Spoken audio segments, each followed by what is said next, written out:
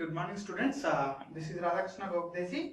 So today we are discussing about a hydroelectric power plant from Unit 3.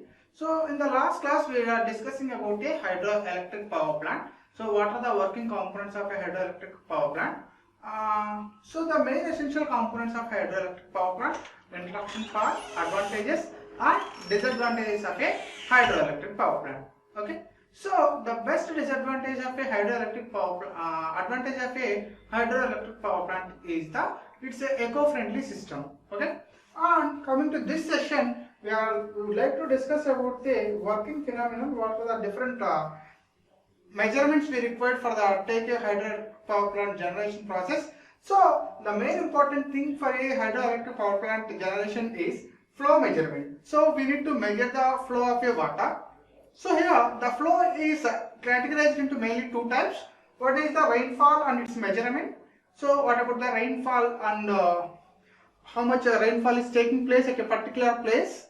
And next one is runoff water and its measurement. So here we are seeing about two things. One is the rainfall measurement and second one is the runoff measurement. So in the next we have briefly explained these two concepts, and the next concept is the hydrographs. Okay. And the storage techniques. So these are the techniques today we would like to go in depth in point of view. Okay. So the first thing is the rainfall and its measurement. So what is meant by a rainfall? How it happens? So rainfall is known as the precipitation. So the precipitation means the air, the water is taken from the surroundings or from the above surface, and it is evaporated due to the sun rays, and later it goes up and reaches to the cloud points. Again it reaches back to the earth surface. It reaches back to the earth surface in a different forms, in a different precipitation forms. Maybe it's in the form of water or in the form of snow. Okay, so any form of water we can receive in the earth surface. Okay, so all forms of precipitations.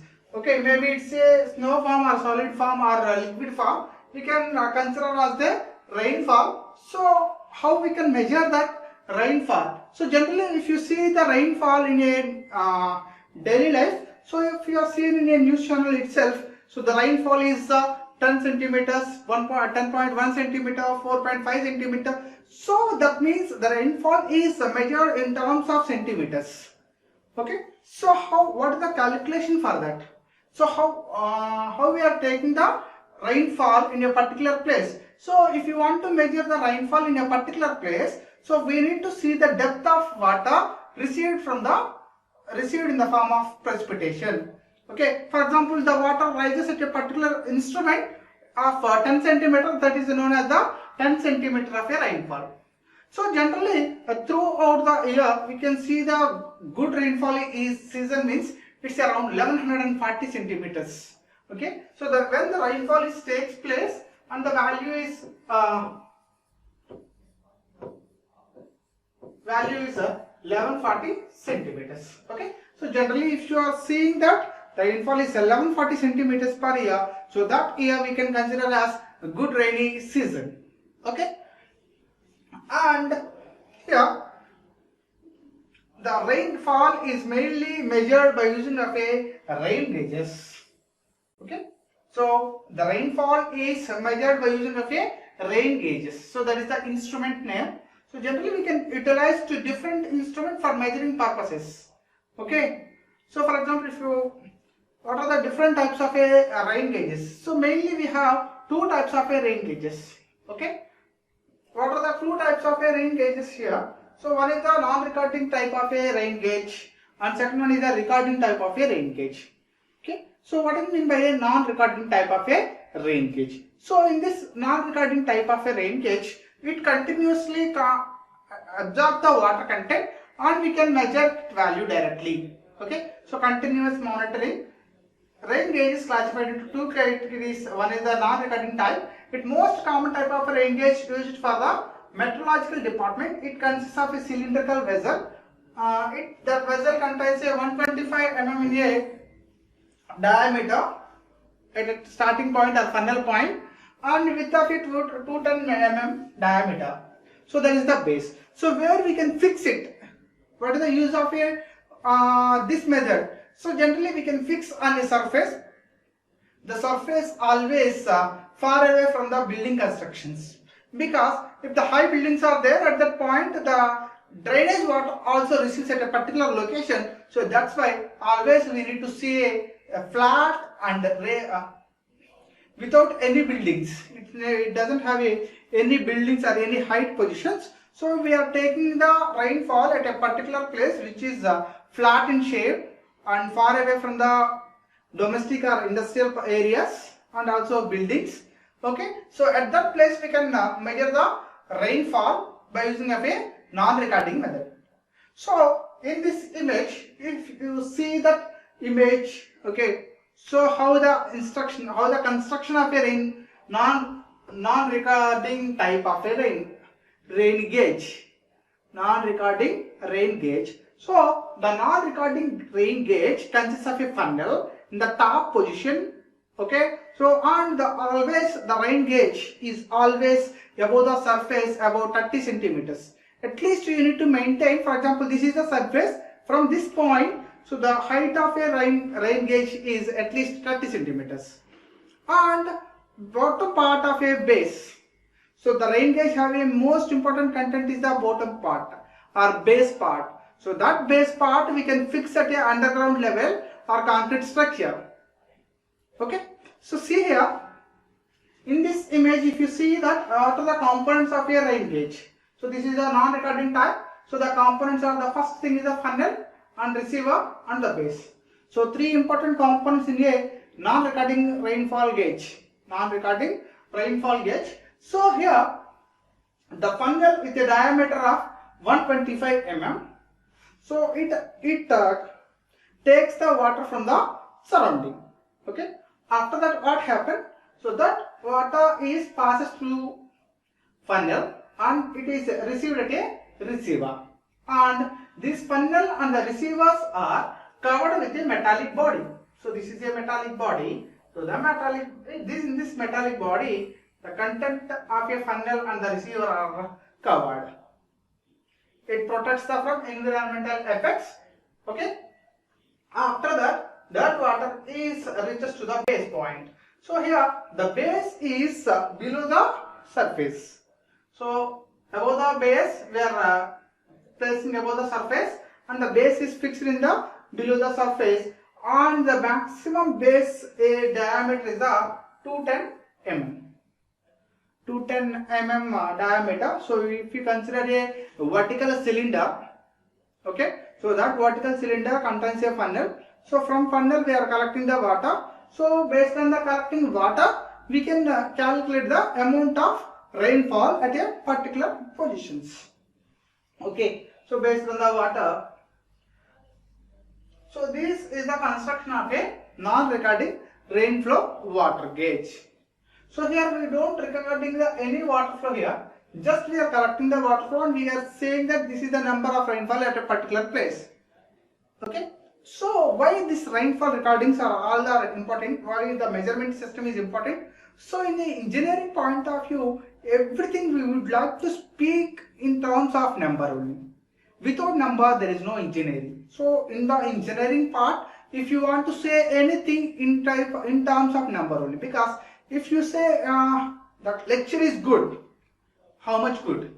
Okay, so that is we can assume a one number. If you example the number game, so if you give a rating from 1 to 10, so this is the correct way we need to speak about a performance of a one lecture. So like that in engineering, everything we can measure by using of a number game only. But here we are discussing only at a particular point of a rainfall only.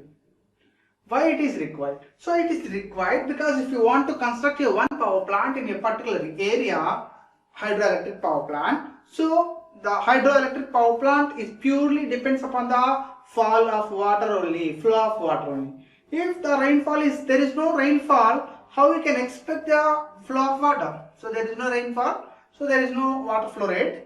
Automatically we can assume that there is no power generation, is the zero.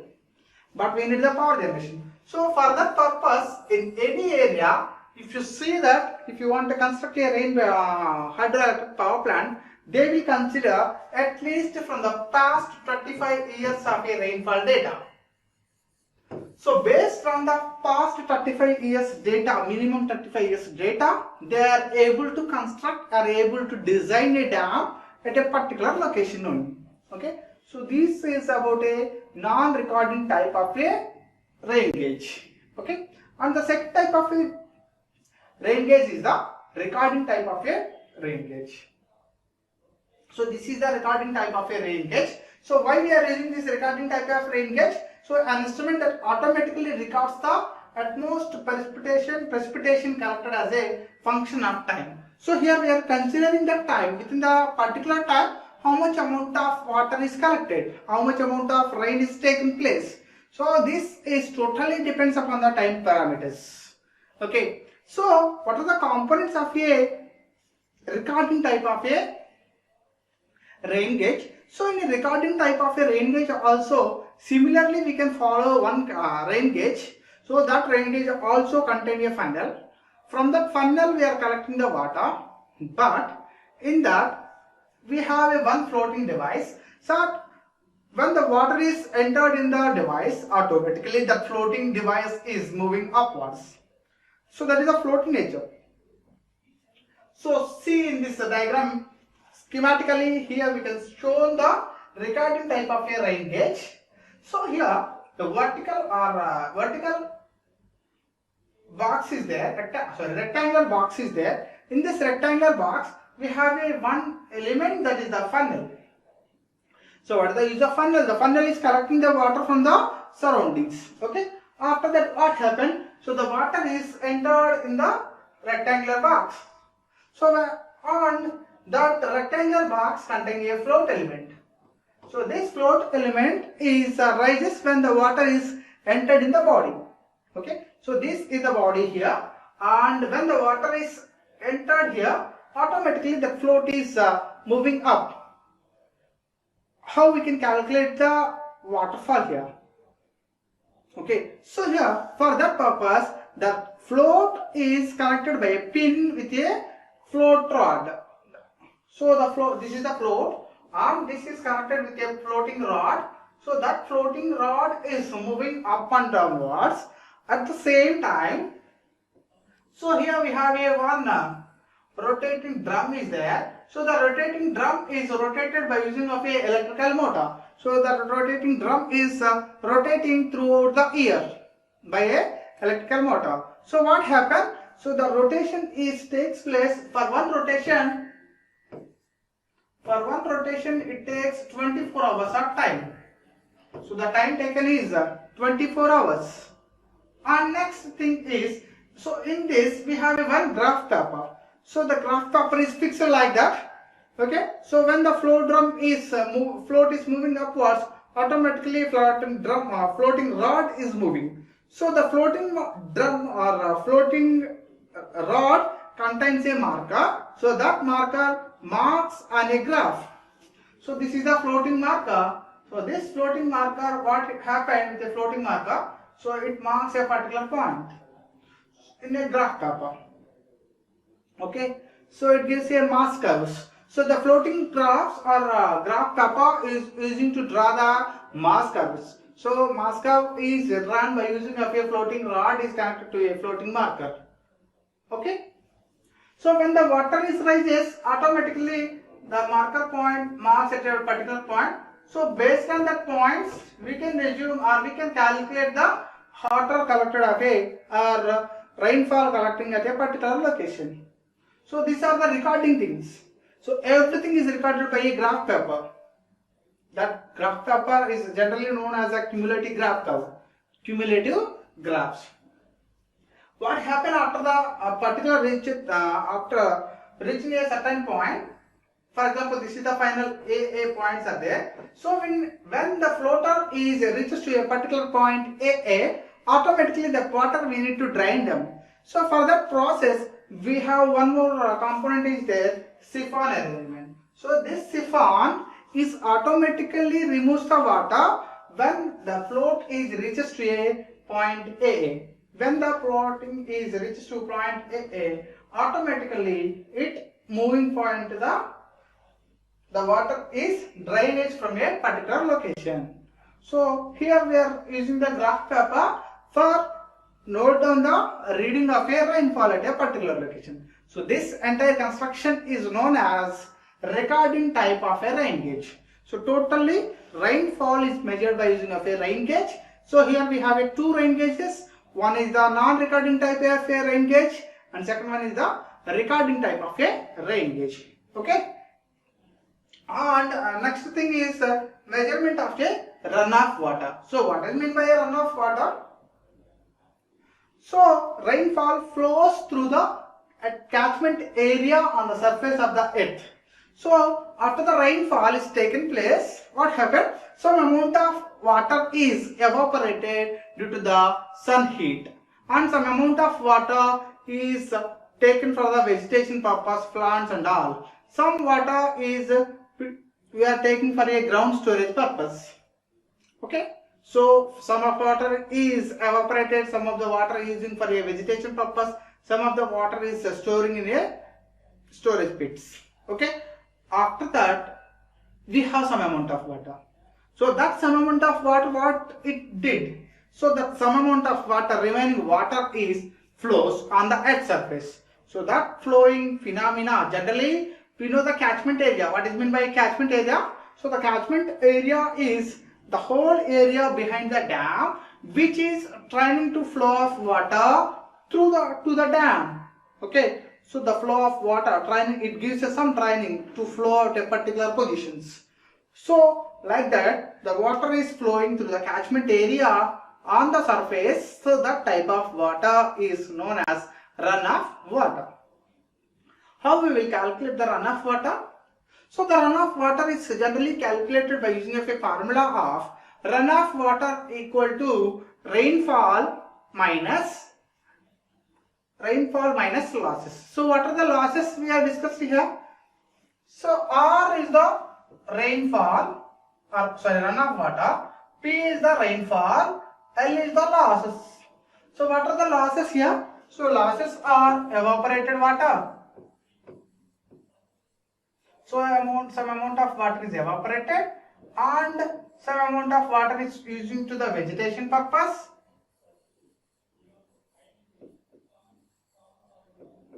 And some of the water is stored. So these are all our losses only. Okay. And here runoff water is also divided summation of two parts. One is RC plus RS. So what is meant by RS and RC? So RS is the runoff water over the surface. Over the surface some of the water is flowing and previous bottom sections of the water is also flowing. Okay. So that is runoff reaching the catchment area through the previous earth. Some other device, some other land. Okay. So that is traveling to the dam point. So that is also called as the runoff water. P is the precipitation by the rainfall. L is the all losses. So these are the calculation or measurement of a rainfall systems. Okay. So the runoff, what is meant by runoff? The water flowing on a catchment area on the earth surface, that is known as the runoff. How we will calculate the runoff? Runoff is the some total rainfall minus losses, all losses here. Okay. So runoff is also known as a summation of runoff reach surface on the earth surface and the previous earth surfaces. Okay. So these are the concepts of a runoff. So see, this is the dam construction here. So what is meant by dam? A dam is a massive construction. Maybe it's a construction by using of a concrete or earth or any other materials. Okay. What is the function of a dam? So the dam is controls the water flow rate. The dam is using to change the direction of a water. Okay. And here this is the catchment area. What is meant by catchment area? So the catchment area means behind the dam. So the entire area of a flowing condition is known as the catchment area. So it streamlines the water flow. The streamline of a water flow is known as the general catchment area. Okay. So here we would like to calculate all the runoff waters, okay, by using of a formulas. And also we have some more formula also there. What are the factors affecting of a formulas also there, we will discuss later also. And here, what are the factors affecting the runoff? So if you want to run off, first we need to take the rainfall. Without rainfall, we don't get a runoff. So the first factor is rainfall pattern is important. So continuous rain is happened or not. So if the continuous rains are happened, everything we don't control the water, or if you negligible things, what are the vegetation purposes or storage purposes of water, all are negligible. Evaporation is very negligible. So all the losses are negligible. If the water is continuously reaches to the earth, automatically the runoff is very good. And character of catchment area. So the catchment area position, for example, the catchment area contains a solid and sand. So then automatically the absorption is more. Okay. Otherwise, the catchment is having a concrete or a rocky structure. The absorption rate is very less. So the flow takes place very high. The runoff is very high. So the runoff is based on the catchment area. So that calculation also there. So that calculation is known as characteristics. Characteristics of a runoff. So generally the characteristics are based on the positions. For example, the industrial area or domestical area, the runoff is very high because we are covered all the land with a rocky land or with concrete. So automatically it flows the water very smoothly when compared to the others. If you consider a garden area or parking area, so it's a covered with we don't cover with anything on a earth material. So that at that time the flow is maybe very difficult. The coefficient factor is known as represented by K. So that generally the coefficient factor of catchment area flow for an industrial area or domestical area 0.9. Generally the runoff is calculated by using of a rainfall into characteristic coefficient of a rainfall or coefficient of a catchment area. Coefficient of a catchment area is represented by K. And shape and size of a catchment area. So based on the size, so if the size is very high of a catchment area, the flow rate is very high. If the catchment area is less, so automatically the flow rate is reduces. Okay, and vegetation. So if the particular position is having the more components or more plants and all, at that point the runoff is very low. So especially in a forest area, vegetation is very high, the plants are very high. So if you see that the plantations are where the plantations are very high, at that particular location the runoff is very low. Okay, and geology of the area.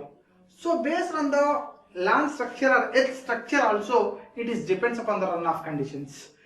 Already we discussed. If the area is having a more sandy area, so the runoff is very less. Smooth land, the runoff is very less. If the earth structure is having a rocky nature, the runoff is very high. So based on the geology also, it depends upon the catchment, depends upon the runoff conditions and the weather conditions also. If the temperature is high, automatically what happens, the runoff is low, because when the temperature is low, automatically it takes place evaporation purpose. Most of the water takes evaporation. But here when the temperature is very less, automatically it takes more runoff when compared to the high temperatures. And the humidity also it considering the runoff. Okay, the humidity nature of the air and the temperature of the air, everything is affecting the runoff. Okay, so these are the main factors of a runoff. So the first thing is the rainfall pattern, character of the land, catchment area, shape and size of the catchment area, vegetation, geology, and weather conditions. So everything is affecting the runoff conditions. Okay. So on here I would like to discuss runoff measurement of runoff formulas. So how we can calculate the runoff? So generally rainfall records by using of two formulas. One is Koshala's formula.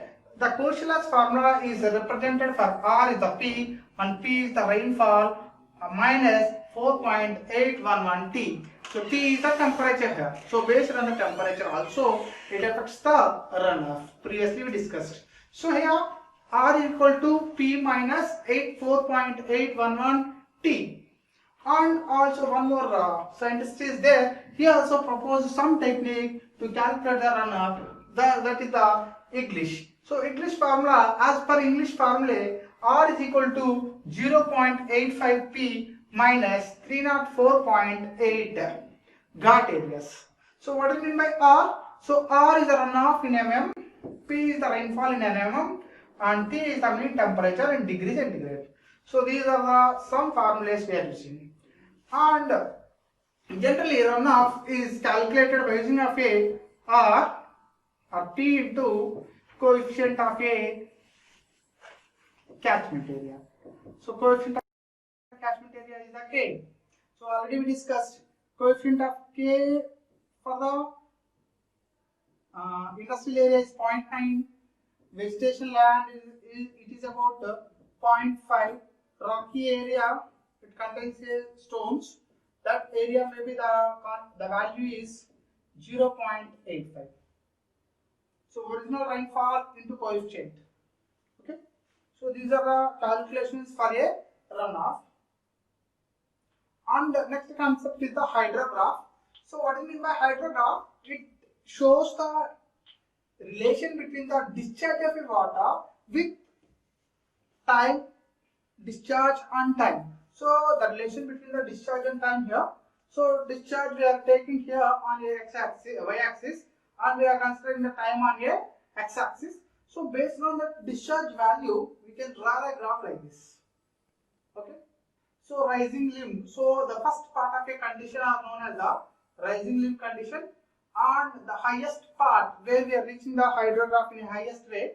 That means if with time the discharge is increasing and it reaches to a maximum point, that is a crest, and falling time. So this is the falling time point. So this type of graphs are known as the hydrograph. So generally the discharge hydrographs are known as the flood or runoff hydrographs. Flood or runoff hydrographs. So these are the basic things here. So now I would like to summarize the today's class. So especially in the today's class we are mainly focusing on two things: flow measurement process. So it's a very important for construction of any hydroelectric power stations. Why? Because based on the flow condition only we can construct limitations of a power plant. So flows are mainly two types. One is the rainfall flow, and second one is the runoff flow. Okay, so rainfall flow is measured by using two things, rain gauge meters only. So one is the non-recording type,